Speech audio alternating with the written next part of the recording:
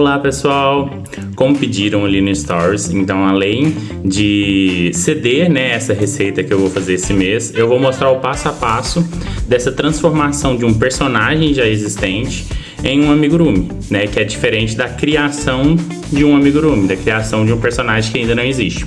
Então eu vou tentar mostrar para vocês, né, dia a dia aí, quais são os passos, quais são as etapas, né, que eu utilizo, né, e que eu gosto de falar que é bom utilizar também. O que eu gosto de fazer quando eu estou transformando, né, um personagem já existente em algum amigurumi, né? A primeira coisa que eu faço é tentar ter essa imagem em mãos, tá? É muito importante, eu normalmente uso o celular mesmo, eu não imprimo não, mas para facilitar aqui para vocês, eu imprimi, né?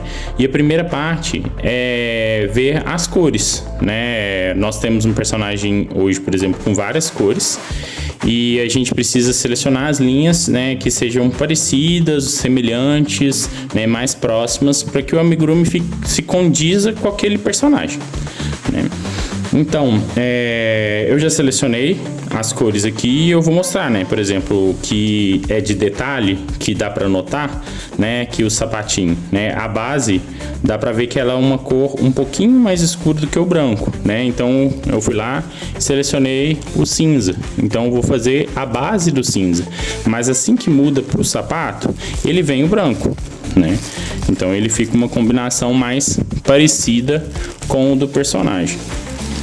Depois vem a pele, né? A pele, ele não é um rosado, né? Como a maioria do pessoal traz, ele vai mais pro marrom, só que ele é um marrom claro, um bege mais forte, vamos dizer assim, né? Então a gente traz um tom um pouquinho mais escuro do que normalmente o pessoal faz bonequinho, né?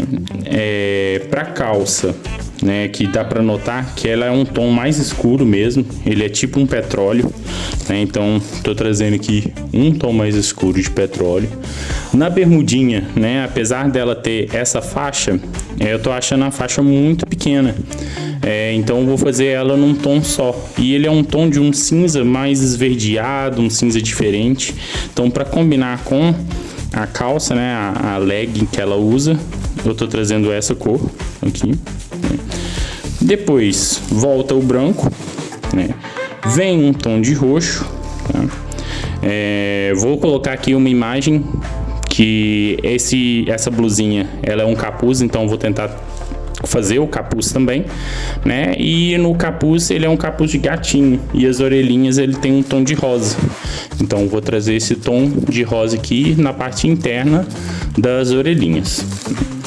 O cabelo, né, ela é uma cor mais diferente também, né, a cor desse personagem, ela é um marrom puxado pro vermelho, mas eu vou colocar aqui o brigadeiro, que eu acho que combina muito com esse tom de pele que eu escolhi, né, então traz uma diferença também. E para alguns detalhes, o preto, né, detalhes como sobrancelha, como o brinquinho, então a gente utiliza o preto.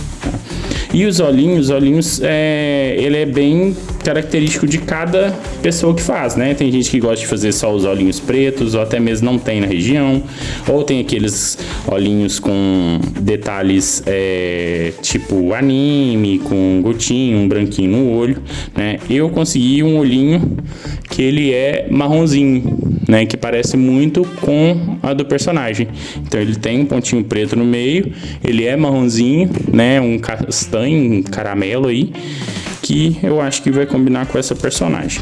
O segundo passo começa a rabisqueira, né? Então pra gente tentar prever os tamanhos que a gente vai construir, né, com as linhas, né? E isso é ajustável durante a produção, se a gente achar que não tá tão bom, mas só pra gente ter uma noção de proporções mesmo, né? Igual, eu comecei a escrever aqui, eu dei uma rabiscada porque eu vi que não estava muito proporcional, mas se a gente for tentar fazer algo bem parecido com a imagem, então a gente tem que seguir algumas proporções, né? Por exemplo, coloquei aqui a base do sapato mais a curva do sapato como 2, né? Se eu coloquei 2, se for olhar essa parte da pele, cabe uns 2 sapatos aqui, então botei 4, né? Se for comparar a parte da pele com essa parte escura, cabe 2 partes da pele aqui, então 8, né? Se for olhar essa primeira parte, né, que é o término da perna, né, ela é praticamente metade da pele. Então, se a pele é 4, essa parte da primeira calça é 2. E a outra proporção é 2. Então, basicamente, a calça ela é do tamanho aqui da pele. Seguindo para cima, a blusa, né? A blusa, ela é um pouco maior do que essa metade. Ela não chega a ser, essa parte branca, ela não chega a ser o tamanho da calça, mas ela é um pouco maior do que metade. Então, botei 3. E se for olhar a blusa, ela é maior do que a parte da bermudinha aqui. Então, mais 2. Então, ela dá 5 no total, né? Coloquei um aqui com um ponto de interrogação por questão do pescoço, né? Se a gente faz o pescoço ou não, né? Elevar uma corrente, assim, uma carreira acima com a parte do pescoço. Tem personagem que é sem pescoço, tem personagem que é com pescoço, mas aí a gente decide na hora do desenvolvimento. Quando a gente olha para o braço, né? O braço, ele sempre é um pouco menor do que a perna. Se a gente contar a perna aqui, ela tá dando 14 pontos, né? E se a gente for olhar as proporções laterais, a gente pega que o braço, ela é uma carreira abaixo do final, ó. Se a gente tem 2 carreiras de blusinha roxa, uma carreira abaixo, né? Mais as 3, então mais 3, 4, mais os 4 da bermuda, 8, e mais um pouco das mãos, né? Como eu não vou fazer as mãos com os dedinhos, eu vou fazer tipo a mão fechada, então ela vai metade da mão. Então, se a gente tem aqui 4, 5, 6, 7, 8, né? Metade aqui da mão vai mais 2, então deu 10. Então, vou fazer a carreira, o bracinho, né? Com 10 carreiras, né? E por aí vai.